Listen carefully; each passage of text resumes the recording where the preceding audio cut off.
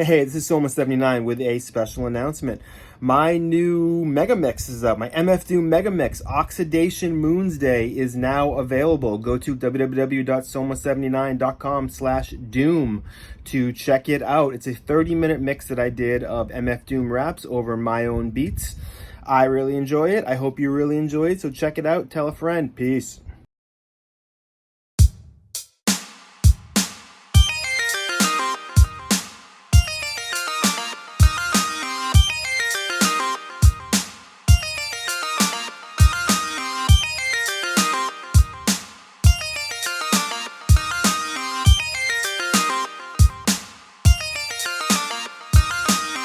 Hey, welcome to the newest episode of the Articulate Ox podcast. I am your host, Soma79. Thank you so much for joining me today. My guest today is West Philly rapper King Shampz.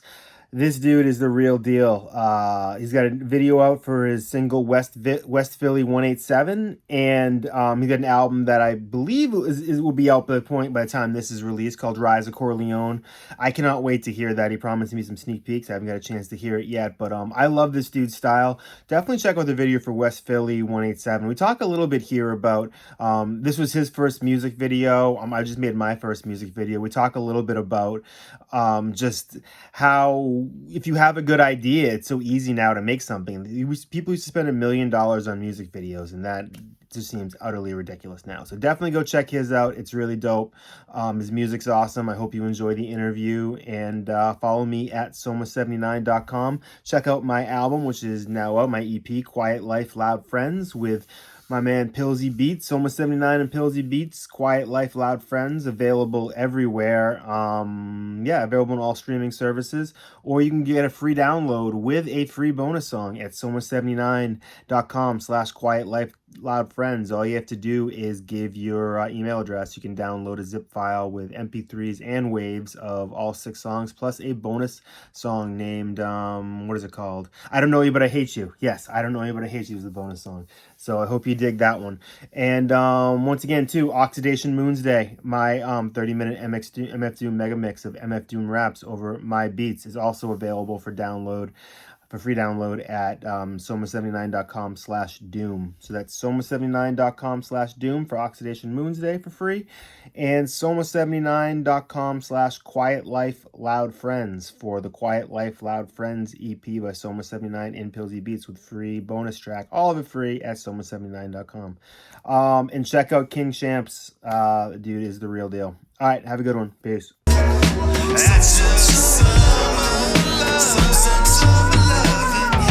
And with wings clipped, quick to flip manuscripts, cause her man went from damaged kid to damn he's rich. But she still can't stand the way he manages to never put nickels in the can for the cancer kids. Plus he cheats at cornhole and brags that he won, so she lost interest like porno after she comes. My DM started jingling, baby, as it was done. 2 seconds later I can hear the snapping of her gums. She calls me half Dodge Challenger, half Lip Gallagher. Hey, welcome to the latest episode of the Articulate Ox podcast. How articulate is that? I can't even say the fucking name right. I am your host, Soma79. My guest today is Philly hip-hop artist King Shampz. What's going on today, King? What's up, brother? What's up, man? Not I'm much, glad man. to be here, man. Glad to be here with you. The King of Kings, Yes, as I sir. saw. Yes, Sir. yes. You and Triple H. Word. Yeah. It's a good company to be in. Indeed.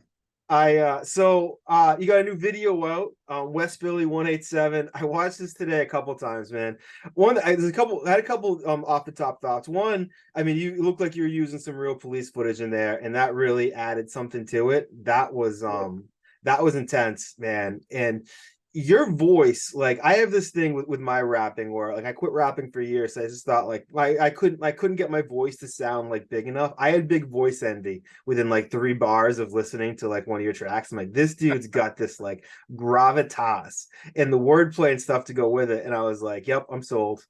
Like, the video's dope, the song's dope, you sound dope. I really like it, man. So tell us a little bit about West Philly 187, and what you got going on. Well, first of all, bro, I want to say thank you for that. You know what I'm saying? I really appreciate that. I work on my craft tirelessly, you know what I mean, to get better at every detail. You know what I mean? Recording wise, you being an artist as well, you know how that is when you want something to sound a certain way. You know, Yes. you want it to look a certain way. Aesthetics and visuals is everything. So, you know, it's my first video, man. You know what I mean? I never did a video before.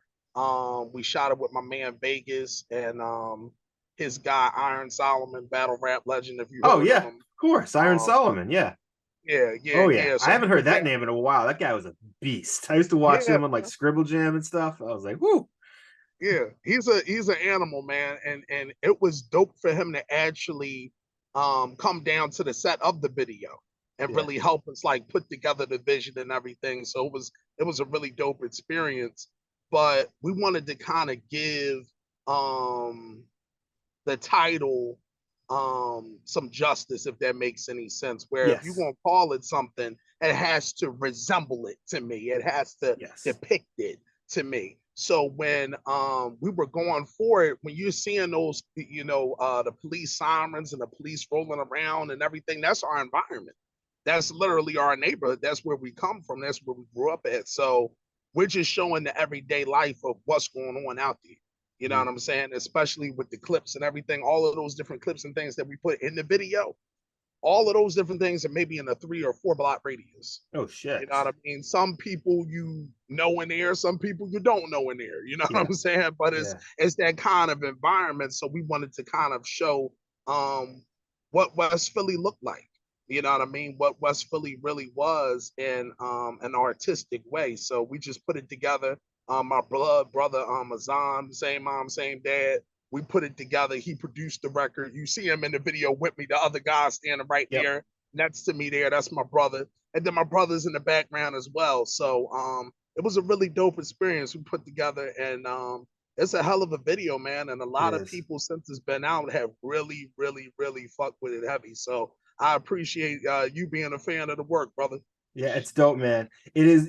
It's gritty, and it made me think of. So I just did my first video recently too, and I Word. think, Congrats. mine was sort of it was like yours, except it was all shot in the woods, and it was the total opposite. But it was that same sort of like learning how to do something, cut it together, and like all I could think about when I watched your video and I watched mine, I'm like, there was a time where people spent $1 million on a music video. That blows my Yeah. mind. Your video is it really it captures exactly what you said. It fits the song perfectly. It all works. And you, I mean, I know from what I paid my video, it costs like nothing essentially, just a little bit of like knowledge and a little bit of cutting some stuff together. It's Yeah. crazy. It's definitely different, man. I feel like right now, just period in music, and in the music business, everything is 20 times different than before. And maybe the, you know, days past of the 70s, 80s, 90s, even the 2000s, everything has moved at such a rapid pace that it's like, damn, like, you know, let me figure out what I can go on ahead and do to, you know, keep up, or let me figure out a different thing that I can use in order for me to get better with whatever my craft is within music, whether it's me recording, whether it's me engineering, whether it's, you know, me doing, you know, music videos or whatnot. But I feel like all of the resources more so, you can use way more now than you could then. You Yeah. know, you had to kind of go through, you know, who's a big time director like Hype Yeah. Williams or Yeah. something like that. You know what I'm saying? Yeah. As of now, like you said, if you get the right camera, you have the right vision and the right editing equipment. Hey, if you know what you're doing, you can churn out 5, 6, or 7 of them bad boys, and you ready to go. You good to go. Yeah. You know what I'm It's funny, saying? So like Hype Williams was really big right around the same time that like Blair Witch Project came out, and you're like, and like Clerks, and you're just like, right, oh yeah, so you have both these options now, and you know, if you don't want to have to go get people coffee for your first 8 years, and you're okay with like, you know, kind of having it look a little shaky, you know, you're even like incorporating right, that into it, you're gonna be okay, and you know, right. it gives an entire new generation a way to express themselves. That's a fact. Yeah. That's a fact for sure.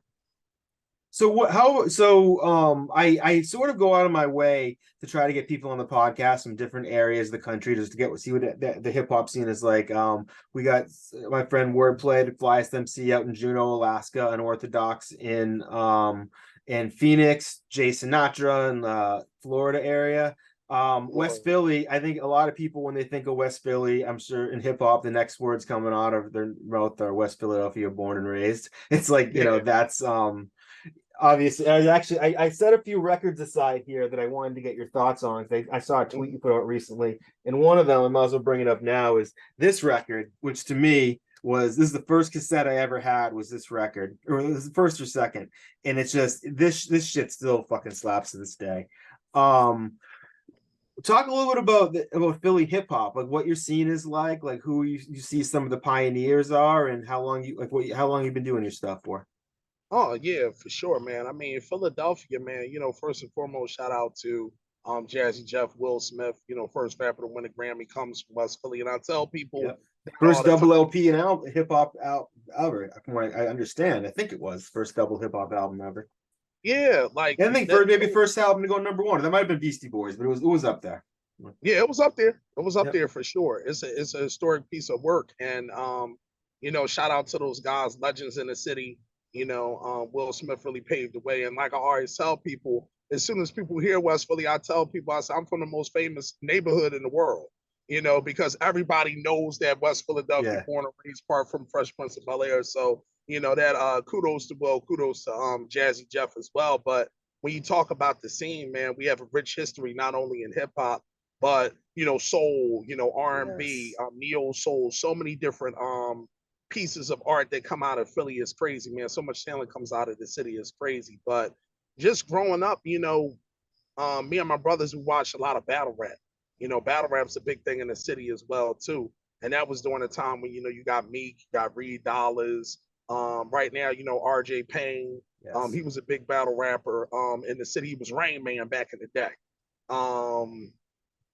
So many other guys. Black Thought.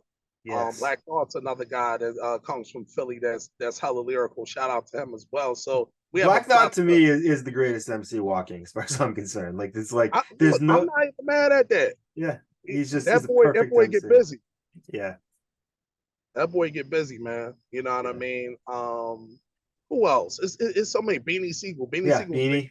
Freeway, isn't he from? He's from Philly Freeway too. From Philly too. Yeah. Freeway's from Philly too. So we got a plethora of dope artists that have paved the way and really kept like a certain kind of grimy sound for the city. So yeah, man, we just felt like, hey, here at Dead Records, me and my brother, we got a lot of dope Philly artists as well. We wanted to kind of carry on tradition, and gangster rap started in West Philly. PSK is the first gangster record ever. You know what I mean? If you really know your history, you know that it started in West Philly. So I'll tell you, I know a lot of hip hop history, but I don't know exactly what you're talking about. So educate me and educate everybody about this. Word. So PSK from Schoolie D. Okay. Schoolie D.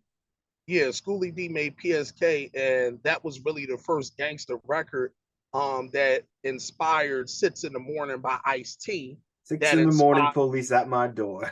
That inspired Boys in the Hood for NWA. So it was kind of that kind of domino effect of the records. And then Schoolie D made, Gucci Tom, you know what I mean? Stuff like that. Yeah. So he's got like a lot of classic records, but PSK stood for rather Parkside Killer. Yes. That's what it stood for. And Parkside is a neighborhood in West Philly. Yeah. So now that's ringing a bell. Yeah, so we really look at guys like him and so many of the other legends coming from the city, and we just say, yo, we're going to keep tradition going, but we're going to do it in our own way. You know what I'm saying? We saw Rockefeller basically be Jay-Z, and the whole rest of the label was from Philly. Yeah, you know what I mean? Everybody else was from Philly on the label. So we've seen you got Meek Mill out now, you got Little Uzi Vert out now, you have so many other guys that have came out of the city that are doing their thing. It's a plethora of dope artists, man. You know what I mean? On the underground as well as the mainstream. Yeah. And we just here really to make our mark, on top of the game, really. And I feel like West Philly 187 is a hell of a start to really show some authenticity in the game. Oh God, yeah. It really is an impactful video. I recommend everybody go check it out. You said so that this is the beginning of a project, Rise of the Corleone. Is that the title? Yeah, Rise of Corleone. Rise of Corleone. Tell us a little bit about that, because I'm very excited now that I've got this first bite. Oh yeah, for sure. I've had some edibles, so if I don't look very excited, trust me, I am. say you was grooving while you was getting into it. I ain't mad at that, man. I ain't mad at that, man. I'm a connoisseur myself, so you know I ain't mad at you, player. Excellent. Um, Rise of Corleone, man, is a hell of a piece of work, man. I think it's something that is going to change music, not only hip hop, forever. I truly believe that because of the versatility that we're coming to the project with, we're approaching the project with rather. We got the bangers on there. We got the real hip hop stuff, but we also got stuff that you can play on the radio too, you know, and we're really constructing songs. You know, we're putting the different styles and the different influences that basically made us want to rap or made us the artists that we are. We're pouring it all into one melting pot. You know, growing up in Philly, you heard everything. You heard, of course, all of the dope Philly artists, but you heard all of the dope New York artists. You Yeah. know what I'm saying? Growing up in my era, Dipset was running, G Unit was running.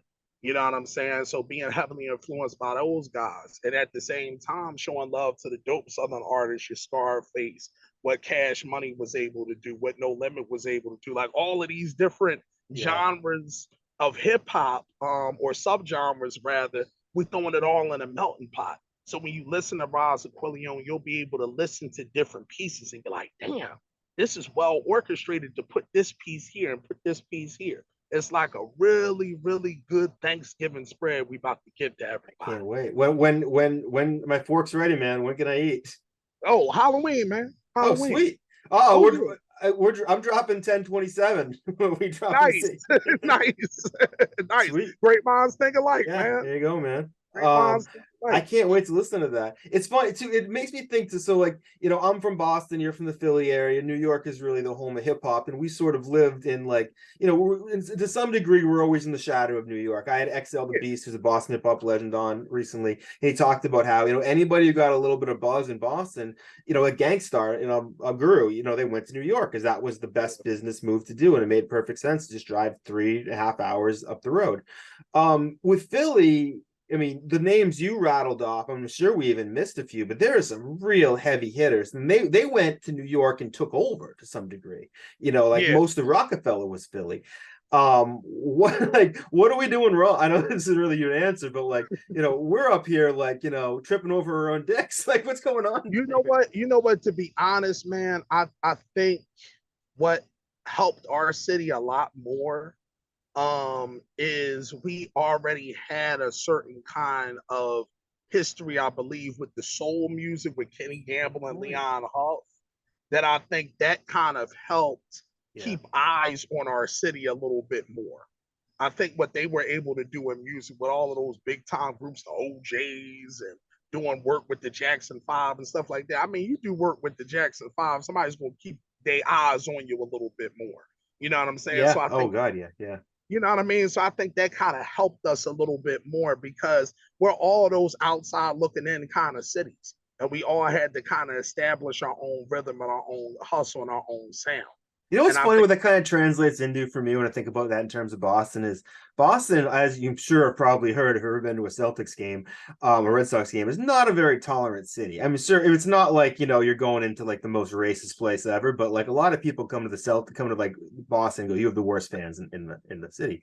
And I think in general, the fact that we had that, it's better now, but like the fact that we weren't always open to like expression for years and years really stifled like why would music originate from here, because it didn't seem welcome here, like the same type of music you're talking about, like mm-hmm. soul and that stuff. I think the spirit of that music was probably not very as well accepted here as it was there. Yeah, that could play a major role, and Still playing catch sometimes, up. yeah, sometimes that can happen. But I feel like you said, with a Gangstar, Benzino coming out of the city, Yeah, you know what I'm NOG. saying? Yeah, it's a lot of dope people that came out of the city and did a lot of dope things. I just feel like it's more of, like you said, more of a tolerance thing and a catch up thing, but also just building your own sound.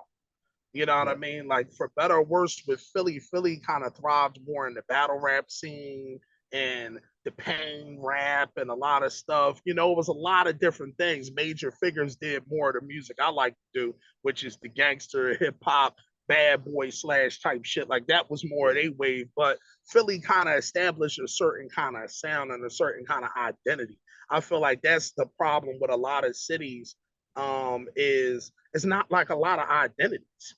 You know what I'm Right. saying? Like it's not something you can just latch onto and say, okay, this is Boston or this is Detroit or this is whatever or whatever. Yeah. Philly has went through those same things too. Yeah. You know what I'm saying? To Philly's be the city that threw snowballs at Santa Claus. That's what I always think about. Yeah, I mean, if you listen, and this is the funny thing, when you start talking about fans, Yeah. just the sidebar, when I hear people give Boston people hell, I'm like, you do realize we're all like on the same coast, so it's kind of the same people Right. with a twang of an accent, We're but only it's the separated exact by same. Jersey. Yeah, Like, that's it. That's it. Like that's what we're only separate by. So when you start talking about the fan base, like being okay, football season. Pretty sure you're a Pats fan, right? I don't watch football, but I'm aware in general. Okay, Yeah. okay. So I'm just a pro going. wrestling guy, so we're get ready for some ECW questions. Oh, see, I'm fine with that, man. Yeah, we can get into it, man. You know, but when you start talking about the fan bases and stuff, like coming from where I come from, everybody's Eagles fan. Now, me, I'm a Cowboys fan. I'm not an Eagles fan at all. Yeah. But Must be rough. when you yeah, oh my God, Jesus Christ. It's one of the most ridiculous things. And I tell people that I say if you can really make it on the East Coast, Philly, New York, Boston, like these tough cities, I say you develop tough skin. Yeah. It's true. You know what I mean? Yeah. You just do. So when I look at Boston fans acting crazy, I'm like, I'm from Philly where Eagles fans like are insanely disrespectful. Yeah, yeah. Like If insanely shit ever goes down, disrespectful. I feel like Boston and Philly will be on the same side. Like, Yeah, yeah. because it's pretty much the same city. Right. Like it pretty much is, man. We'll You know what I revert mean? back to Revolutionary War days and be like, all Yeah, right, we got more in common than apart. little bit of Tea Party there. Yeah, yeah. That's funny, man. So yeah, it's funny because when you say Philly has an identity, I do think about I mentioned before wrestling the ECW arena and some of those crowds and watching that shit on TV and being like, this is absolutely insane. Like, and Yeah, from what I heard, the 2300 arena, I think it's now called, is not in the best part of Philly either. I've heard that's an experience to sometimes go down there. Um, what is it like at the hip hop shows in Philly? I mean it's the same thing, man. It's a rough and tough city. You know Yeah. what I mean? All the hip hop heads are coming out. You know, you can't get booed at any given time. You know what I'm saying? If you're not bringing a special, excuse me, especially if you're an upstart and you're trying to get the ball rolling. Hey, man, if you come in weak, they're gonna let you know. Mhm. You know what I'm saying? But at the same time, it's a lot of love there too. If they accept you and you real and you're authentic and you stand on what you stand on, they're going to respect that. You know Yeah. what I'm saying? So it's a really dope element, and there's so many different folks that come from the city. I forgot to say Jedi Mind Tricks with Benny Paz. Yes. You know what I'm Yes. saying? Benny Paz has made his mark in the game, and a lot of people don't talk about him. Good old head of mine, you know what I mean? Real solid dude. Yeah. You have I'm a guys big like time him. Czarface fan. We have our Vinny Paz. It's esoteric from Czarface. Yeah, Like, for yeah. sure. Hell of an artist. Hell of an Yeah, yeah. artist. I just did a song with him that's coming out of my album next year. Dude's a friggin' beast. Nice. Shout out That's to them. dope. They signed a Virgin last week too. Oh wow, that's dope. Is that through the Goliath deal? I don't know. I know it's just I just saw him posting that Czarface is now on Virgin. So That's you know, nice, man. it's That's a crazy to blessing, think man. too that like, so he's a couple years older than me. I mean, I'm 44 and a half. He's probably like 46, 47. Like, Mhm. that, like, it's crazy to think that people are getting signed to major labels for the first time in their 40s for rap. Like, that wasn't the rap. That wasn't like, I remember like, even like, I don't know if it was Jay-Z, but he's like talking about not rapping in his 30s and stuff like that. And there was no idea of what an older rapper could be. But like, the thing is, the Mhm. fan bases grew up with the rappers, so it's like we're still interested in that same music. If they're still gonna make it, we'll still sell it. You know, it's Yeah, yeah, absolutely. And I feel like it's a beautiful thing because the age bias is a real thing in hip hop. And I yeah, think it's only truly in hip hop because if you look at rock music, those guys are out here, you know, doing bumps of coke, 79 years old, yeah, getting after it, doing world tours, and nobody bats an eyelash.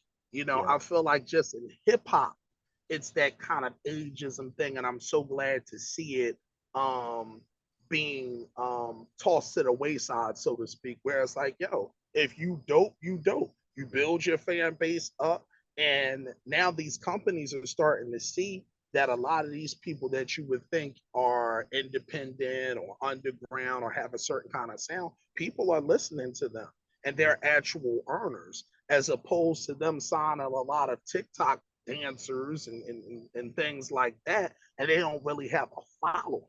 They don't Right. have Or an a future. organic. See what I'm saying? Yeah. Those things are true. Yeah. It's funny, You know what like I'm saying? R.A. the Rugged Man had a quote that I always think about. He goes, rap fans treat legends like bygones, rock fans treat their legends like icons. And it's like it's exactly what you just said. It's like, and it's been so beautiful this year about the 50th anniversary of hip hop, and that people are getting love, and it's like people are shouting out names like you haven't heard as much, like the Heavy D's and the Chub Rocks, and like Absolutely. I'm hearing Black Sheep on like TV commercials now. And so I've been asking this question of some of the hip hop guests that I've had on. When we're at 50 years now, where do you think hip hop's going to be at 100 years? Man, I hope that hip hop evolves into something greater. I feel like for us to have 50 years of hip hop that started, really at a damn park jam. Yeah. You know what I'm saying? Into, us now having Doritos commercials, and you can't do anything really without hip hop Yeah. being involved in it in some kind of shape, form, or fashion. So I believe the next 50 years should be better. I believe they will be better. I feel like we're still finding our footing. And 50 years really isn't a long time. It's It may not. be you know what I mean? Like it may be just a long time to some, but when you look at it, it's really not a long time. So when you look at the success that hip hop has had in 50 years, I expect it to be the same, probably double, triple. Yeah. You know what I'm It's really saying? infiltrated all areas of life. Like you look at someone like Ice-T. When I was in seventh grade, Ice-T was the most dangerous man in America, according to every news article I read. And Yeah, now Ice-T is doing honeycomb commercials. And you're just yeah, like, and it's just like, and it's not like, I'm not saying Ice-T sold out one bit. I love Ice-T and I'm happy he's in this place, but it just shows you how far hip hop has come. And yeah, he hasn't really, given up an inch. Like he is still Ice-T. yeah. Same thing with like a Snoop Dogg. Yes. Snoop Dogg, it has more ads. Him and Shaq, I think, don't sleep at all because those dudes are on every You know what I love commercial. about Shaq though? I heard Shaq talk about this once. He goes, you know what? He's like, you know why I do all these ads? These are all products I support. He goes, those general ads, they were the only place that would give me car insurance when I had nothing. So I will do ads for them forever. So it's like you got to. It's like it's like Shaq and Snoop are two of the best dudes we got. Like, Yeah. I And love you those think dudes. about them, both of them come from hip hop. Shaq can Yeah. rap. Shaq Yes. has dropped some He's dope best verses. He's NBA got, rapper, yeah, ever. yeah, You he's know, got verses with Big, you know what I mean? Wu Records with Tang. Big. Yep. Yeah. Like, so I think I saw him recently doing something, I think with Zero down in Houston, who I'm a Yes. big fan of as Yeah. well. He's dope. So hip hop, like you said, has infiltrated the culture where you can't escape us. You know what Yeah. I'm saying? Like we control cool. We're the controllers of cool. And I believe, like you said, going back to your question, what the next 50 years would be, oh man, I'm hopefully around to see it, but I know for sure that it's going to be better, man, because we've been off to a hell of a start for the first bit. Right. And I think a lot of the complaints you hear about modern hip hop is, I think I always try to put this through the filter of what you're really talking about when people complain about modern hip hop is what's played on the radio or played in the mainstream. Right. There is more like pound for pound good hip hop now ever. Just good the fact that so many more people know how to make it, so many more people doing it, that as channels are bigger. If you're willing to look for it, there's some amazing, amazing stuff out there. And you don't have to look that hard. And it's like, yeah, what happens is the mainstream has become a product, and it's like it's like real artists have really lost access to the mainstream unless you're a Beyonce or a Taylor Swift or like a really special example. Like, if you're Yeah. below that level, you got to do something like what Czarface did, which is grind it out for decades, and then you finally are able to do it on your own terms. So I don't know. I don't know what point I'm going at here. I'm gonna get off my soapbox for a second and ask you another question. No, it's fine. It's fine because it's something that me and my brother have had plenty of discussions about the grind. You know what I mean? About how much focus and discipline goes into this thing. It's not for the faint of heart. and trying to get fans consistently and actually build a certain kind of fan base and have it being consistent, it's a hell of a job, man. It's a 24/7 day job, man. Yeah. It And is. you're selling yourself all the time too, which All the becomes time. tiring. It means you always have to, you know, be this same consistent version of yourself, and you're just it's you get a kind of commoditizing yourself to a certain degree, Yeah. you know. But yeah, it's all for the fun. It's all for the fun of expressing ourselves. What have you found are some of the best ways to get your name out there? Oh man, I hustle, man. I hustle podcasts, interviews, engaging with people, sending links around. You know, basically whoever I've connected with on a Twitter or Instagram, I'm like, well, damn, if this person has a certain kind of mind or like-mindedness like me, we may like the same music, same things. Then if this is their follower, 9 times out of 10, I Right. can engage Same with thing. them. You know what I'm saying? I Yep. kind of look at it from that kind of way where it's a little bit of guerrilla marketing. You know what Yeah. I'm saying? Where it's like, I'm going to get it to the people. I'm going to hustle it to the people. I'm going to promote this product tirelessly. And those things go through the interviews. Those things go through the media. Those things go from like a word of mouth kind of way. So I Yep. feel like those have been some of the ways that we've been successful in getting a nice little solid core of fans. And we're consistently growing through that, you know. I feel like a lot of artists limit themselves because they don't know how to necessarily promote their music. And I'm like, hey, get it out there. People are going to say what they want to say about you regardless. Oh, you spamming me. Oh, you're promoting this. Oh, you're doing this. Oh, you're doing that. Well, the last time I checked, you're not helping me. So I have to kind of put my music out the way I have to fucking put my music out. You know Right. what I'm And you can saying? always Like, unfollow, and there'll always be someone new the next day, you know? hey, and that's fine. Yeah. Everybody's not going to make it on your journey. And I Right. think we have to accept that sometimes where it's like, hey, if this person doesn't like how I'm doing things, see you.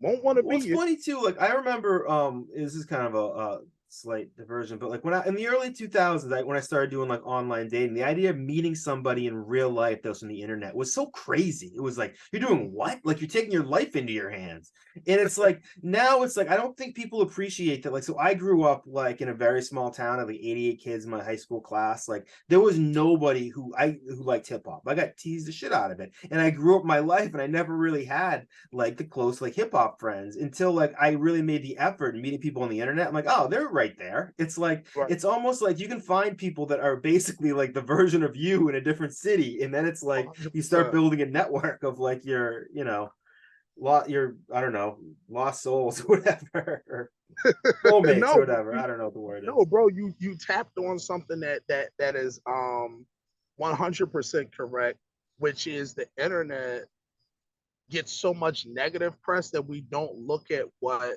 positives the internet has brought to us. Where how we're sitting here right now, we connected through the internet. Yeah. We connected to go on ahead and sit down and have this conversation about hip hop, about life, about what's going on in the culture through the internet. Like you said, you can connect. Your network is your net worth. You Yeah. know what I'm saying? And that's something I truly believe in as well. Is like, hey, network with as many people as you can, because you never know who knows who. You never know who could be in a great position and how you guys can both benefit each other in a certain kind of way. You know You what know I'm what's saying? funny I learned about the internet and doing this podcast is Mm, that people who have conversations with you in public, like we're having now, that they essentially would never have with you in private. And it's not like they wouldn't have them on some sort of principle for reason. But if I just like hit you up on the internet and was like, hey, can I just call you and we're just going to talk for an hour? Like people would be like, I don't know what's going on. But if you're like, we're doing an interview and it's like, it's totally different. And I found that I've had all these like great conversations with people that never would have happened in any other way, because it's like you at least start off with a pretense of like you can go look and see that I'm not crazy. I got a bunch of other stuff out here and like whatever. right.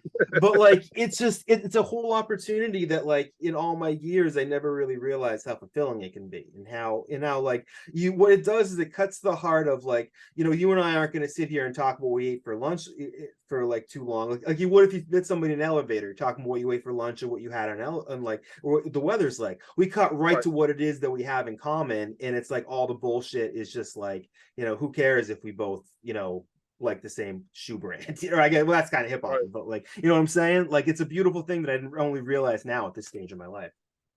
Yeah, nah, like I said, it's a dope thing, man. It connects people, you know, and that's what I love about it. I've connected with so many dope people, through the internet. Good friends, Yeah, actually. me too. You know what I mean? Through the internet, where like you said, we had a certain kind of common interest, and then we learned more and more about each other, and talked more and talked about certain things, and then the more and more you talk, different other subjects and conversations happen, and I've found that I found a lot of dope people through that and made a lot of dope connections through that. So, I always look at the internet as a powerful tool, man. It can be Yep. used for good, it can be used for evil, it can be used for positive, it can be used for negative, but I always want to see the positive of it.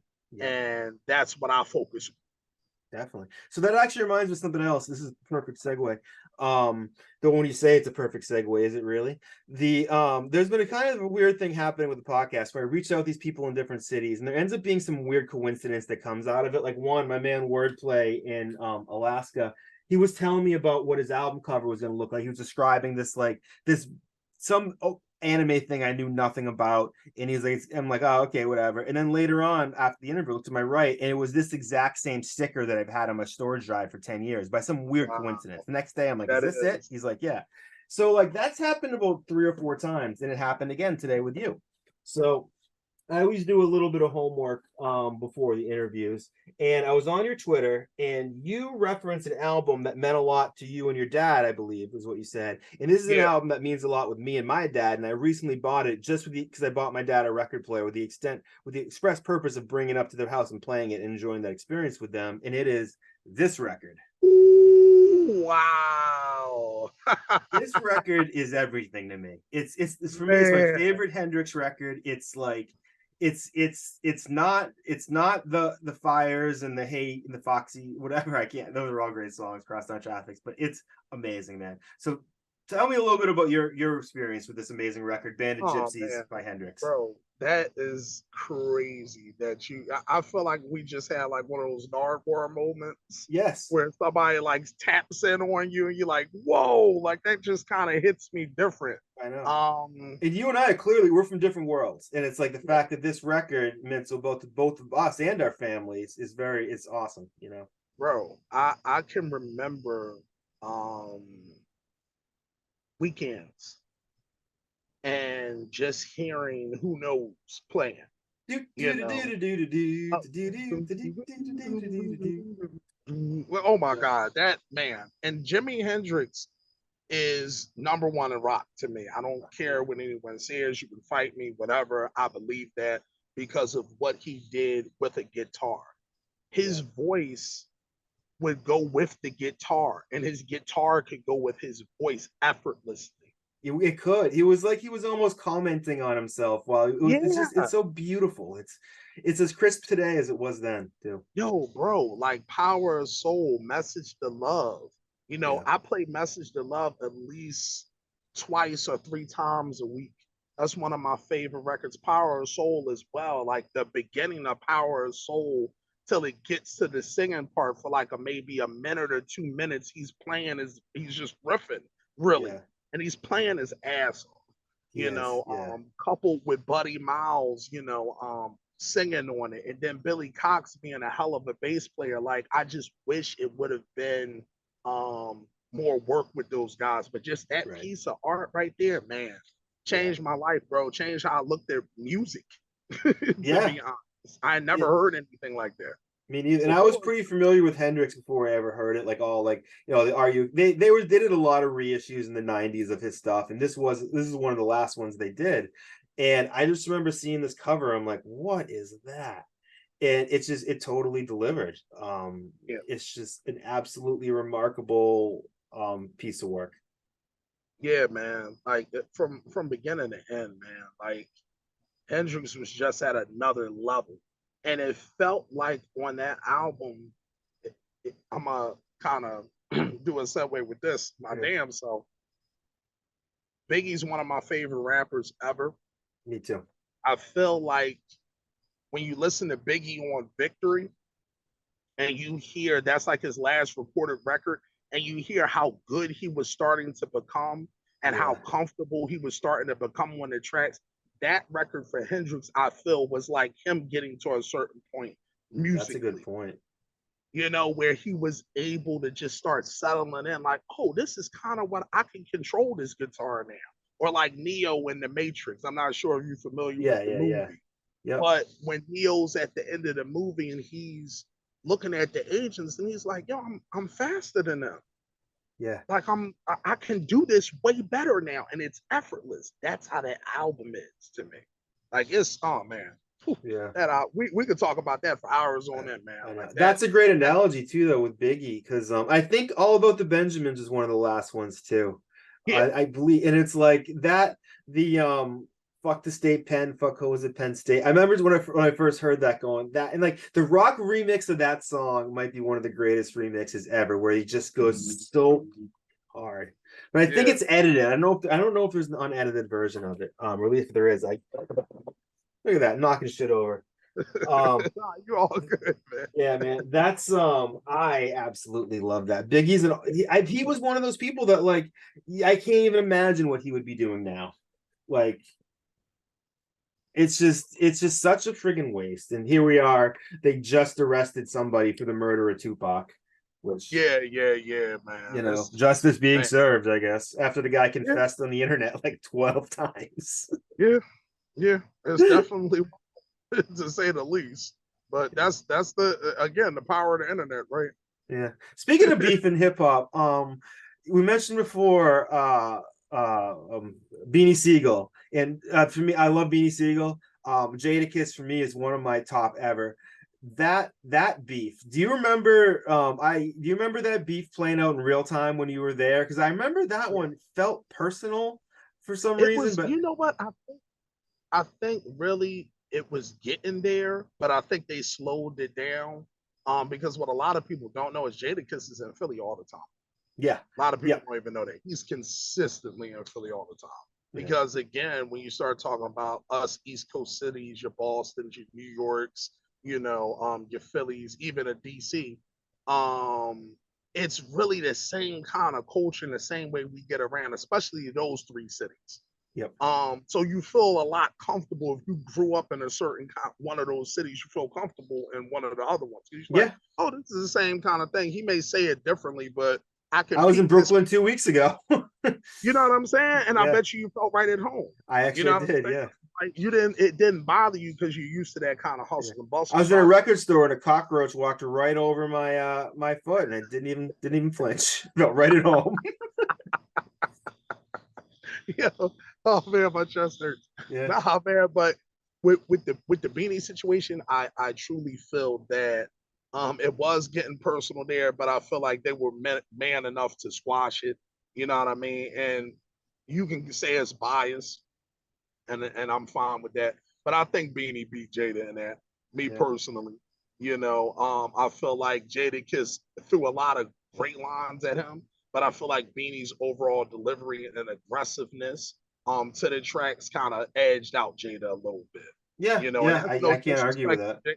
Yeah, and there's no disrespect to Jada. Jada's a legend. Like we're Yeah. not going to get it fucked up and act like he's not. But in that moment, Jada's that's how I felt.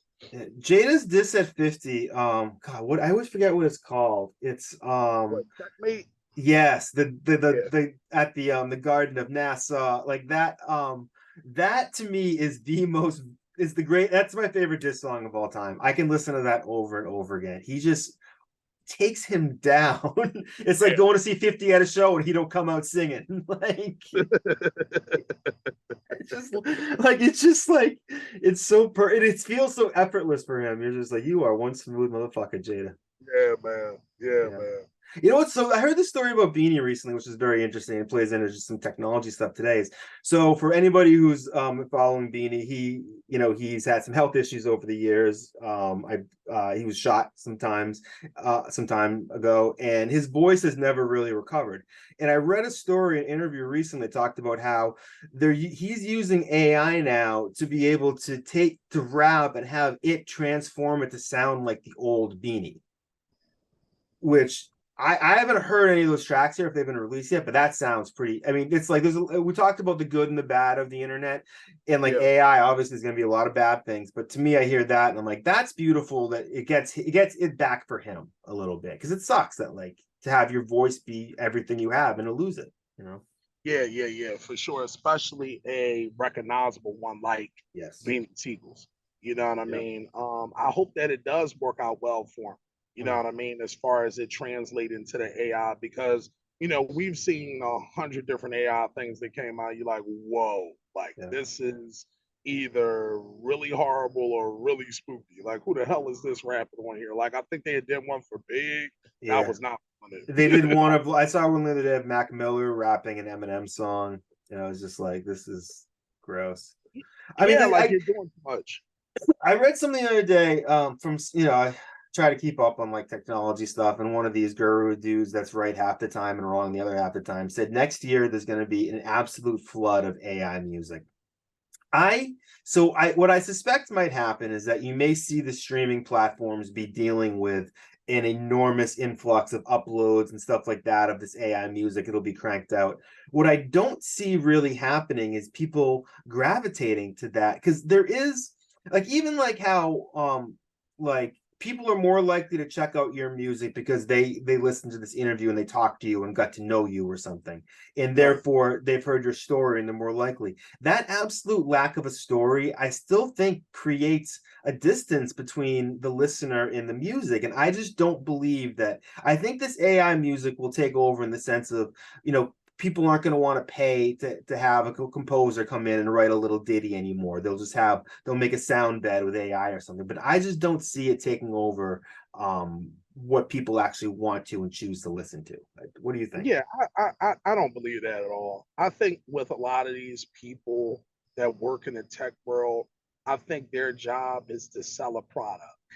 And they don't care how they sell the product, whether it's by fact or fiction, by fear or flight. They don't really care as long as the product gets sold or it gets marketed. In some It, instances, they're making themselves the product by being the doomsday speaker too. So they're yeah, selling. They're like, if I say this on this thing, they might bring me onto this station to say this as well. Yeah, you see what I'm saying? So if you're again, when you're a knowledgeable person and you actually look at things below sea level or beneath the surface, so to speak, you can look through those things, man. And I don't know how you're going to be able to replicate the human emotion Right. of a record. AI has shown that it can um,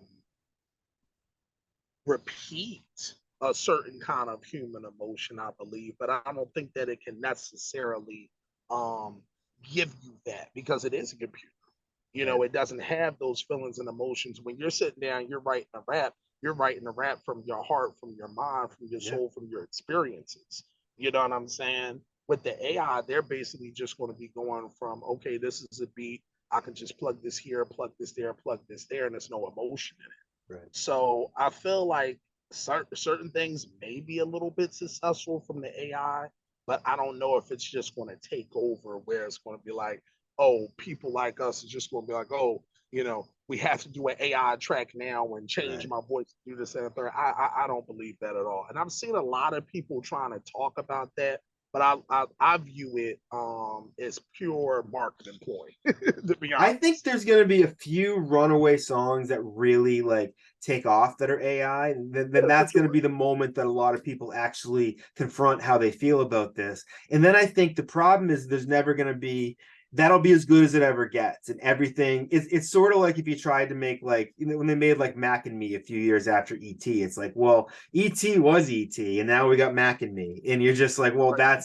that's what we're left with. And I think the novelty, I think there may be like, there'll be, I think AI music will find its little niche of places where it belongs and where it's like, we're excited, society accepts it as being something, whether it's maybe an improv comic doing something on the fly, or like it'll be essentially a novelty. But I think it'll have a little moment and then people will decide how they feel about it and move on. I just don't see people embracing it as like, you know, and I don't see artists embracing it as a satisfying way to make music. It's like, I can see like, there's sometimes when I do a lot of my own production, and I struggle at the end with mixing it because like it's hard to be objective over your own voice. So I always prefer other people to mix it. But when I do it, sometimes I do wish I had a randomizer button that goes, okay, if I hit this button, maybe this time it's going to make it sound like an old Beastie Boys song, and this time it's going to make it sound like a G Unit song. And that to me is a little intriguing.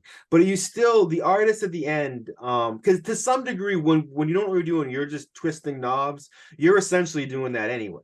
But you still have to have that ear of going, okay, this is the one that not only do I connect with, but other people will connect with. So I think that's where the artist is always going to have to be, the end all be all. So. Absolutely. I feel like with any part of technology, especially when you're doing songs, that's one thing that we consistently do with a lot of our records is we sit down and we build with the engineer. We find out the different tricks and stuff that we can use within records to make the record feel more enhanced. You know what I'm saying? So I don't have a problem with people using AI or anything like that from that perspective. But as far as like dealing with the songs and the song structure and how it should go, yeah, I don't see it. And that's just me, but I do agree with you as far as it probably hitting on maybe about 3 or 4 like hit songs out of nowhere, and then people would kind of start running towards the new thing type of deal. I definitely see that for sure. But we saw snap music, happen a couple of years ago. No one's snapping their fingers now. No one's paying money for ringtones either. Can you believe? I saw a meme that was like, I used to buy ringtones. Now if this thing makes a friggin' noise, I'm ready to throw it out the window. Yeah, bro rap. With ringtones, I think that was a dope thing in music too, because it actually let artists make some money if you had some investments within certain ringtone companies. You made a boatload of money off of that. Yeah. I had the ringtone for "Baby I Got Your Money" by ODB, and it was just because just of the melody, it was the perfect ringtone. It sounded amazing on like one of those old like little Nokia phones, like the do do do do. You love that shit. Let's talk a little bit about Dead Wrong Records. Is that a tribute to Biggie? Yes and no. Yes and no. Of course, when you hear that Dead Wrong, the first thing you will think of is the Biggie record, which is a phenomenal record, by the way. I've always loved it. I always like the version with Eminem on it too. The 7 different levels of devil worship and horses' heads, human sacrifices and cannibalism, the animals having sex with them, camels, mammals, and rabbits. That it's ridiculous. Dog, Em really goes like psycho on it. Literally. I remember hearing that and going, I had to play it back a few times going, is that really Eminem? Because his voice sounded a little, it was always like, he didn't usually rap with that cadence of his voice, and I wasn't even sure that it was him, but like he is slowing. And I mean, Biggie absolutely kills it too. I mean, it's yeah. And there's that's without saying, it's a hell of a song, man. That's why I love both versions. But I feel like one of the main reasons we went with Dead Wrong as far as the title is concerned is we feel like we are the anti. We're dead wrong. Like, we're not going with the status quo of what you guys want to do. We're not going to submit to anything that you guys want to go in here and do. We're going to make our own way. We did wrong. We're doing everything that you would consider wrong. But then once you guys see what we're building, you're like, damn, maybe they was right. Maybe they was doing it the right way. You know what I'm saying? So that's kind of where that name derived from for sure. That's and we live up to it with all of the music. Even when you listen to West Philly 187 or any of our records that we've ever put out, we produce things differently. We rap differently. We put together hooks differently, song structures. It's a different kind of wave. So when you're a listener and you actually come into the music, you're like, damn, this is dope, but it's unique in its own way. You know what I'm saying? It's not something that you can say, oh, that sounds just like so-and-so's music. No, it does not. You know what I'm saying? It's a whole nother sound. It's a whole nother wave. So that's where the Dead Wrong title derived from. I know it's funny as you say that, like, because I remember watching the video and going, this feels familiar, but doesn't feel like anybody else. It has what you're talking about, where it's like, everybody now is like, yo, I'm the new Griselda. I'm like, we only got one. We only need one. We only got one. That's fine. Yeah. And it's like, you're still talking about some of the same stuff, but it doesn't have that. It doesn't sound like that. It's got its own flavor for sure. You know what it's like, bro? And I'm me and my brothers are like kings of analogies, right? So we probably have an analogy for like everything. Yeah, but I do that too. it's almost like when you look at basketball, right? And you see Michael Jordan, Scottie Pippen, and Dennis Rodman at the Hall of Fame, right? And all of them got their jackets on, all of them standing there. They're all Hall of Famers, right? Yeah. All three of them played basketball, but they played basketball differently. Yeah. All Good three of point. them did. Michael Jordan was that kind of scorer dude, killer, ferocious, close the game out, Right. could defend. And throw Scottie Rodman Pippen, in there too. Another totally different player. you know what I'm saying? Yeah. But all three of those guys are in the Hall of Fame. Yep. They all are successful. All of those guys are some of the greatest basketball players to go down. So going back to your point, Griselda, much respect to them brothers. They've killed the game for a couple of years. They got mainstream songs. They got mainstream hits. They got a lot of following. You know what I'm saying? And they created their own lane. Yeah. You know what I'm saying? And they were doing, like you said, more of the gangster rap kind of thing, the street oriented lyrics and bars and beats and stuff. We're doing the same thing, but we're doing it totally different. Yeah. You know what I'm saying? So it much respect to them, but it's a whole nother wave, man. And that's what we focus on. We focus on being different and being unique, where it's like you just said out of your own mouth, where it's like, yeah, this is familiar, but it's not familiar in a way where it's like, okay, I can latch that on to someone or something. You know what I'm saying? And that's what we were going with when we're dropping any of our music. That's the game plan. To make it a different experience for the listener. Yeah, yeah. I mean, I highly recommend people check this out. And I think I'll try to release this episode as soon as possible to your release date, like in November. But so by the time people are watching this, Rise of Corleone will be out. But the what else do you have that's already released that people can go and check out now, people such as myself? Oh yeah, for sure. We got a album actually on Spotify. Dawn of the Dead. That was basically a compilation project of people on our label and a lot of dope artists that we actually know. Shout out to Def Soldier. If you're not familiar with him, please check him out. Def Soldier is a really dope lyricist from the Bronx. One of my brothers, really dope. He just signed with Rock Nation recently. Awesome. So congratulations to him. he's really doing some dope things. He's on a project. And then my sister, my big sister, Pretty Bully, she's a wrecking ball. Like if you're talking about from bars, charisma on the track, she's on there as well. She actually has her own record on there called Certified, and we're actually going to be putting some work together. But Dawn of the Dead, you can look that up. That's on all streaming platforms right now. You can go to our SoundCloud page on Dead Wrong Records.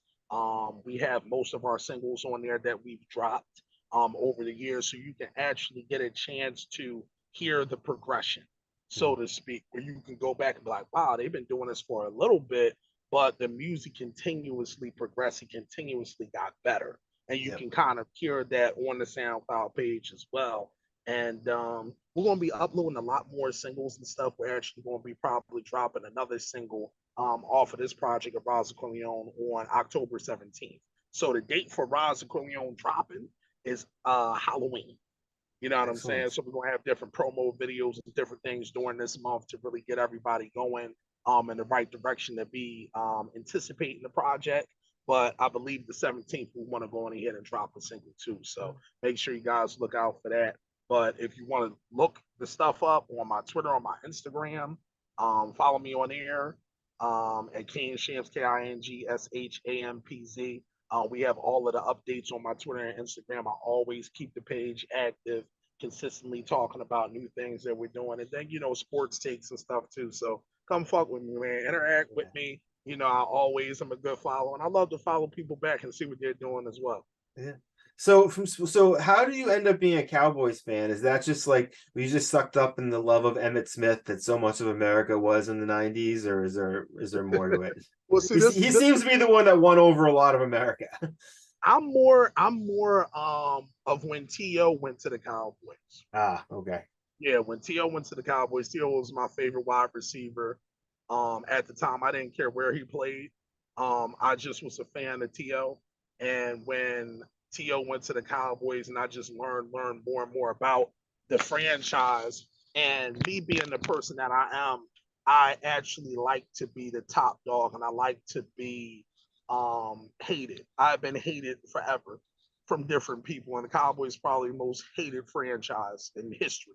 Well, Like Patriots, I mean, y'all are right we're up there there too. with you. Y'all are right there too. I was about to say. I Yeah. was about to say. Y'all are right there too. Because Tom Brady, I've never seen so many people wish on somebody's downfall as Yeah, much as Tom Brady's, and he kept kicking everybody's ass. I know. So, It yeah, was funny. I only ever went to one Patriots game. It was for a friend's bachelor party. I'm not really like a sports guy in general. Like I said, I like wrestling. I like shit like that and like hip hop. And like I just was there. I was really drunk and pretty high, but I was a very mellow dude, and I just wouldn't get that excited. And something happened, and I wasn't even paying attention. Everybody screams and cheers, and this one woman, I'm just kind of sitting there like spaced out. This woman turns to me, and goes, "Why are you even here?" I'm like, "Whoa, lady!" I'm like. I that guess is I crazy. thought we were on the same side. I guess we're not really impacting the game here, lady. We're in the standing Right. section. We're kind of like watching to see what happens. Yeah, yeah. And I was People just get like, crazy whoa. about sports. Yeah, people get psycho about sports. Yeah. So yeah, that's kind of what happened with me, man. I kind of been rocking with them ever since, man. That's my team. I'm a diehard. I get a lot of flack for it, but one thing I can say that's the funniest thing I think about being a Cowboys fan is if we lose, damn near the weatherman will call your house and let you know that you lost. Yeah, yeah, Like yes. like the janitor from 12 years ago at your middle school or whatever, like Yeah. he just calls, oh, the Cowboys lost. But if we win, the air's better. Crickets. You hear nothing. You don't hear Yes. anything, bro. Like it's hilarious. It's People hilarious. aren't leaving their houses. Carbon fuel emissions are going down. Dolphins Bro, are coming back to the, East River. it's the craziest feeling. Like I think the recent game we had just lost to Arizona, and everybody gave a shit for it. Then we just played you guys, beat y'all guys pretty good. But Yeah. Bill Belichick still building the team around. He can Um, do what he wants. yeah, I I mean, don't give a God, fuck. yeah, like how many? Yeah, like after a while, he's the best coach in the history of football, and that's Yeah. just the way it is. But as soon as we beat the Patriots, my phone was dry.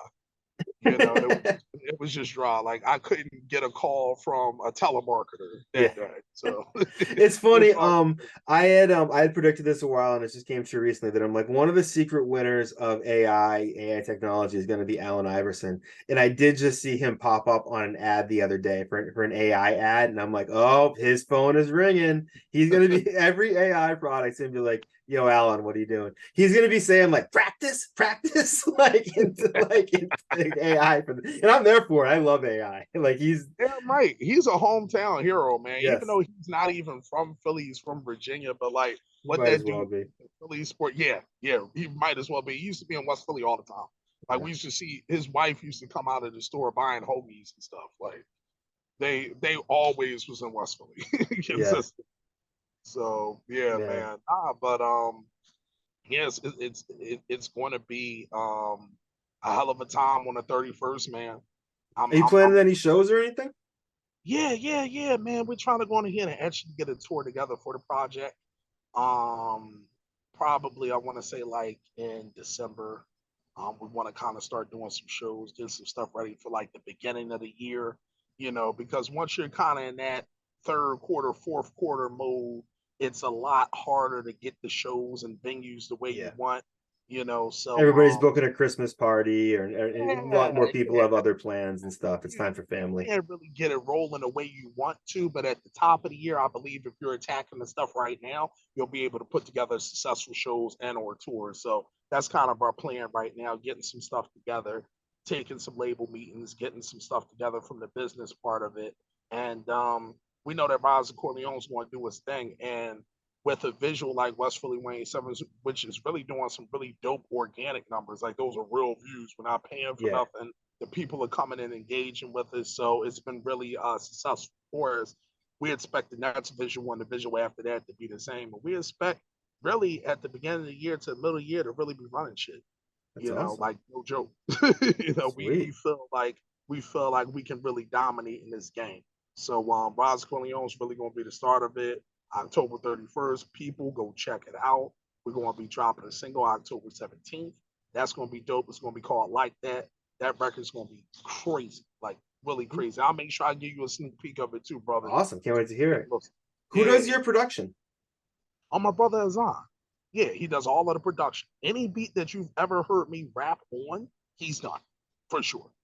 You know, if it's not like a freestyle to like a dope classic instrumental, which I do have some of those on YouTube, by the way. Yeah. Dope King Shampz on the YouTube. I did a really dope joint to Move by Jay Dilla. I did a really dope freestyle to damn it slipped on my mind and I'm listening to it in my head. It's crazy, right? Cooley High. Yes. I did one in Cooley High as well. And there's a couple other freestyles I did that's on YouTube. But if it's not like a hip hop instrumental, classic hip hop instrumental, anything that's original, he did from top to bottom. That's dope, man. Yeah, it really blends well with your voice. It all just has that, it combines to like that X factor. Like I do this thing like whenever like I check out artists, it's like I always like sit there going waiting for it to suck. And I'm like, I always hope it doesn't, because I always want to like, I don't want to like, I've had a few people approach me with interviews and like, I kind of look at their stuff and I'm like, I can't talk to you for an hour. I can tell by listening to your music, I can't talk to you for an hour. Like Yeah. this isn't, we're not like going to be able to. And with you, like, it was like, I had never seen The Voice before, but like I saw it for the first time last night because it was running after like Jeopardy or something. I couldn't find the remote. And like, I got to say, like, I hit the button on you right away. I was like, I'm in. I was like, you know, like 4 bars in, and I'm like, this dude's got it. Like he's really talented. I appreciate that, bro, man. And like I said, it's a thing of me being nuanced and me paying attention to detail and wanting to be great. I want to be one of the greatest of all time to ever pick up the mic. That's one of the things that drives me. You know what I mean? Like consistently. And I feel that all of us as artists should have that same mentality and not really care what the other person thinks or these other people think. Consistently work on your craft and continue to get better. You know what I mean? Continue to focus and look at those things that you deem as weaknesses and make them your strengths. You know what I mean? Like really dominate the mic. You know what I'm saying? Really dominate your transitions and records. Really dominate your ad libs. Focus on those little things. So then the bigger things will be easy, and you'll be running over tracks. You know what I mean? Yeah. And I still think that I have so much more to do. You know what I mean? From an artist perspective of being where I need to be. So it's great that people appreciate me. I really appreciate that for sure, but I'm not where I need to be yet. And I need to be better. And that's my constant mentality. I never sit on my laurels at all. It's like, okay, that's cool. That's a great record. I have to get better on it. That's why.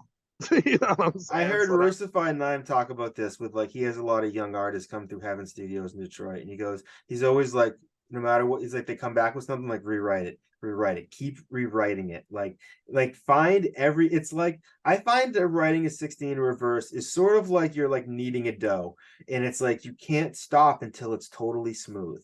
It's like you can't leave the bumps in there. You got to mix the mash, but unless you like with lumps, mix it until it's smooth. Like you can't leave the bumps in there, because what I'll check out like some, you know, rappers. It's like, you know, I think Tyler said that he found somebody on YouTube that had like 2 views and now the guy's a star. And it's like, so I know they're out there, and you hear people that have like no views that are amazing, and you're always hoping stuff to be good, but you can hear something in the first 4 bars where someone's like, I can't believe this person heard themselves spitting a flow that offbeat and just let it go. You're like, you have to keep kneading it until it's smooth. Like people just decide this is like, and I did this for years. It's like, it's not just writing and it's not just rapping. It's the combination of writing and rapping. Just like with comic books, where it's not just the picture and it's not just the photo, the drawing, it's the combination of them. And it's 100%. like, good writing is not going to save you from having a shitty flow. And having a great flow will get you, is essentially a parlor trick until you're a good writer.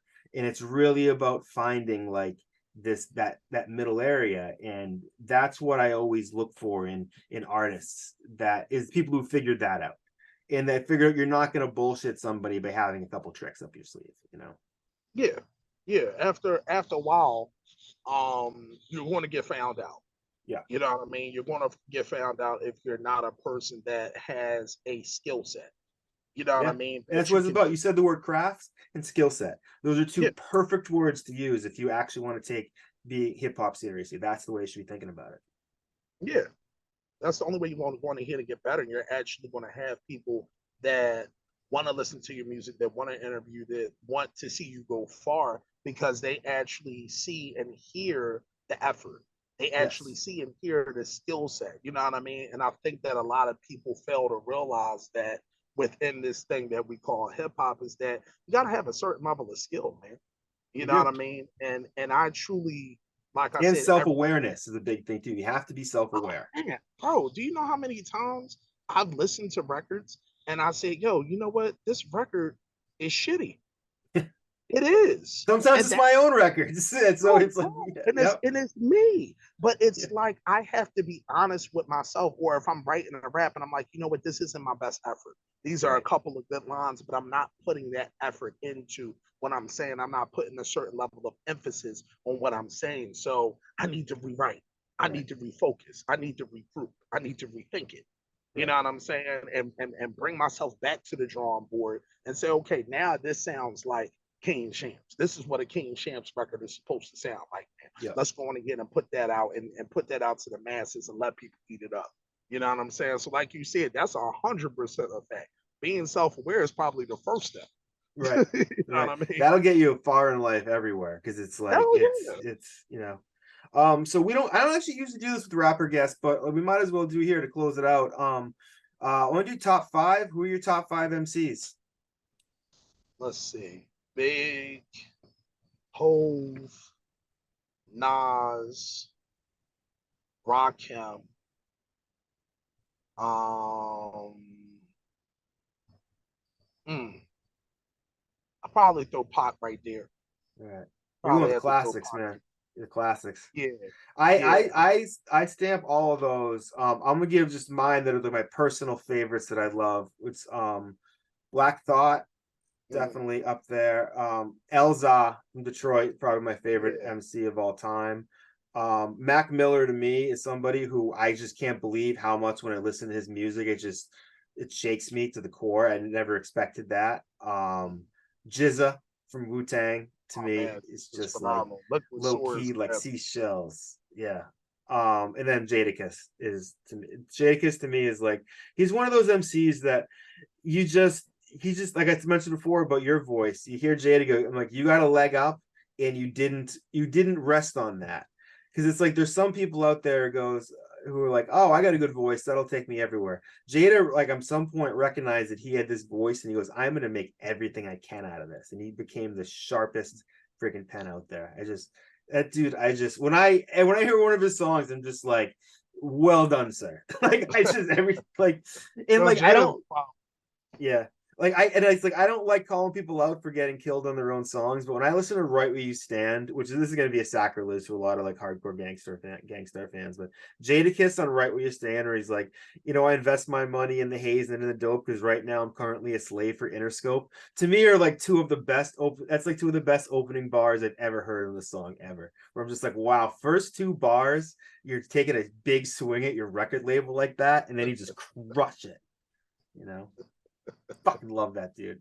Nah, that's a dope top five. I'm not even mad at that top five at all because I feel like you cover the underground, you cover the mainstream, you cover some alternative, you cover like a lot of different parts that is in hip hop.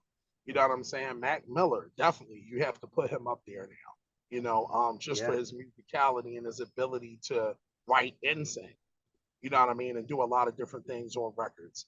yeah. Jada, of course, Jada's Jada. You don't really got to say too much about him. And throwing You Jizza in know. there, for a little bit, I'm not even gonna lie, I was listening to nothing but Jizza, Liquid Swords, and Beneath the Surface. Yeah. Like those two albums right there, from a penmanship standpoint, are nasty.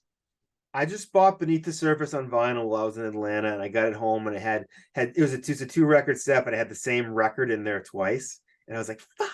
And I just want to give a shout out to Comeback Vinyl in Alpharetta, Georgia. They shipped it back to me for free. They ordered another one, checked to make sure it was okay, and sent it back my way. So shout out Comeback Vinyl.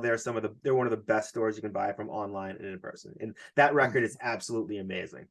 Yeah, it is. Yeah. And It Paper is. Plate, the disc at 50 Cent. That is just that the beat is I love that. I have always wanted to do something over the beat. It's so fucking smooth. It's just Yeah. Oh man, I love that. Oh, I want to go listen to that tonight. Actually, I'm getting excited just thinking about it. And it's like he talks about how on that beat how like nobody has like I don't see people with G Unit tattoos. I see people with Wu-Tang tattoos on their face, and I'm like, I got my Wu-Tang tattoo on my leg, man. Like it's like man, fucking love that shit. It's just I when I first started rapping, there were really when I first started hearing rap, and we'll actually rap on this. There were four acts to me that really introduced me to rap, and it was Jazzy Jeff and the Fresh Prince, it was the Beastie Boys, it was NWA, and it was Digital Underground. And it's like if you were like take like a square and put those in each corner, like there's so much in between all that where you're Yeah, like that covers so much ground, and it's like it's like the Digital Underground and NWA might as well be from different planets, but it's all still hip hop, you know? yeah. What was it for you that when you first heard hip hop, like, did you have similar moments with artists where you're just like, wow, like this is like when you first started discovering what the genre was? Do you remember that? Oh yeah, for sure. When I first, I tell this story a lot, but I think what influenced me to be a artist, in the first place was watching Fade to Black, the DVD, the documentary that Jay-Z did for the Black album. Where Um, Mike D from the Beastie Boys is there when he's losing his mind with Rick Rubin and like yeah, yeah, and he's like at yo, the Grammy in the bathroom. bro, I like, love that, and I love with Just Blaze where he's like, I basically only I only do this to for I only make beats so I can pay for my video game habit or something. Yeah, yo, I've it's seen so it. many gems in here, bro. Like I that. remember watching Beyonce and that being like she's like Tina Turner the way she was dancing in those heels. I was blown away, but I was like she can really fucking move, you know. Yeah, yeah, man. That whole DVD, like just seeing all of the people that were legends, Ghostface show up and Yes. perform. And You Slick know what I Rick with the mean? chains. I forgot about that. We brought all the Yeah. chains for him. Yo, bro, like that DVD really changed my life in a way where it was like, yo, I really want to do this. I think another one moment where I was listening to hip hop or listening to a certain album was when I first heard Illmatic. When I first heard Yeah. Illmatic and listened to how sharp Nas was at such a young age, it was just crazy to me. You know, what's another moment? If I you think love another Illmatic, there's so like Elza, he had his own album called Elmatic, where he had this group Will Sessions record. They made like they played like basically Illmatic like on instruments and sampled those. And I don't like no the idea that anybody would take on redoing Illmatic is insane. And to say that it's good is whatever. Elza murders it. One of my top five favorite hip hop albums of all time. And mm, like I highly recommend it's amazing. yeah, Like I gotta check that joint out. I've seen it come across on like Twitter and Instagram.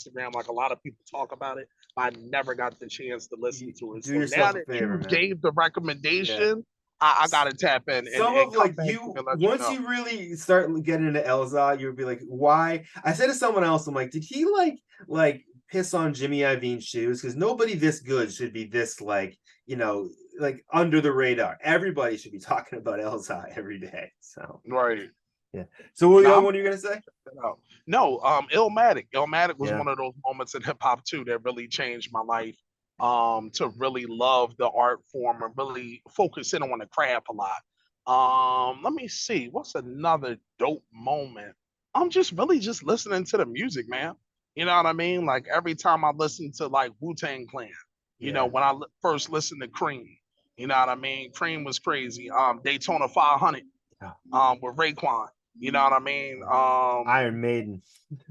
Yeah. Iron Maiden Do you for sure. remember a time? Do you remember this was something I used to love. I remember waiting out to get Chronic 2001 when it came out. They're doing the same for Marshall Mathers EP. Do you remember a time when you actually waited for like an album release to come out?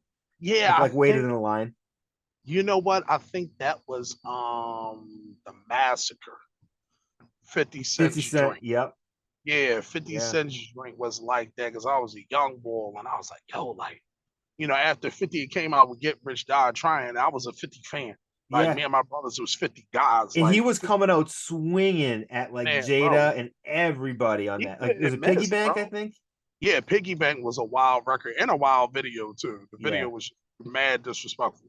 But yes. This was 50 after Get Rich or Get Trying was like, we'll see if this works. We think it will. This is 50 going, I know this is gonna work, so watch what I can do now. yeah, and he has some joints on there too. In My Hood, Guns Come Out.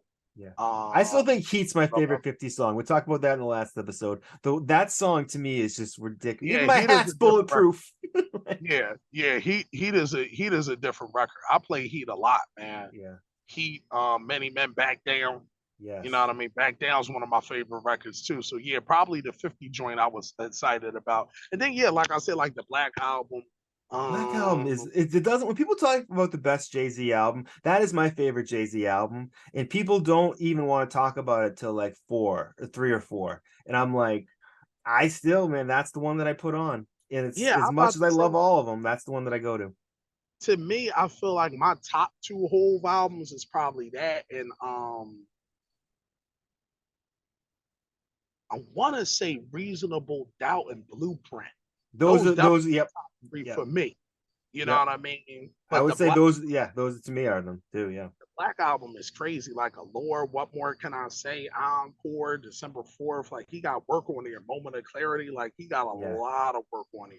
Yeah. You know what I'm saying? You know what's an underrated album too is the Silver One, Volume 3. Volume 3. Yeah, the one where he's got the first single had Beanie on it, where he's like, up in the trunk, bounce into Jiggo. What? You got your hands up, and I ain't even stick y'all up, like that song. But I think that's the that's not Blueprint. That's no, that was Volume 3. That was S. Car. I forget the name of that album, but I just was listening to that album the other day, and there's a lot of good tracks on that one too. That's the one. I think Big Pimpin's on that one. Yeah. I know the John. The song that Jay-Z's been apologizing for the past 20 years. Like that, it's like, I don't know whether I've seen him apologize that for more, or the Beastie Boys apologize more for girls, but like they have like their neck and neck. One or the other, right? One or the other.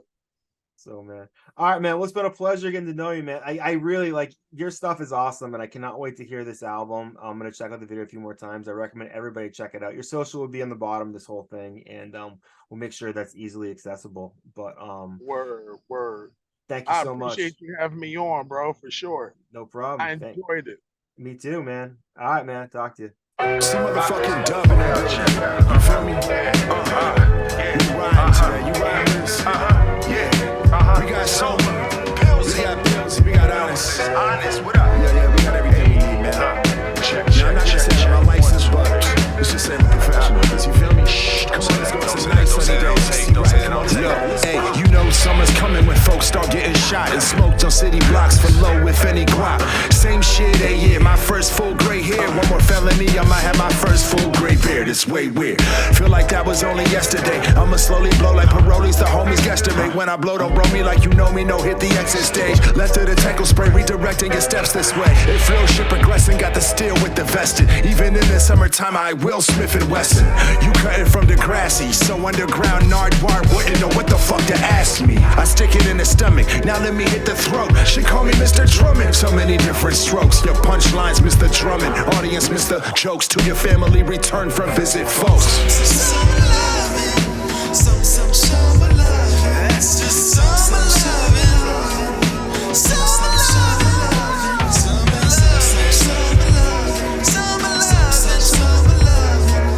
That's just some loving. Meet Ann with wings clipped, quick to flip manuscripts. Cause her man went from damaged kid to damn he's rich. But she still can't stand the way he manages to never put nickels in the can for the cancer kids. Plus he cheats at cornhole and brags that he won. So she lost interest like porno after she comes. My DM started jingling baby as it was done. 2 seconds later I can hear the snapping of her gums. She calls me half Dodge Challenger, half Lip Gallagher. I'm happy that I luckily sat next to her in algebra. I tried to hold her down but I just couldn't balance her between the million meetings that I keep in my calendar. Plus odds aren't too sloppy that I know why my cell is blowing up probably, but I should check just as well. Call the cops, see if I can get a hold and tell if that's copyright's yell raising hell inside the holding cell. Some loving, some loving. That's just some loving. Some loving, some loving. Some loving. That's just some loving. Yeah.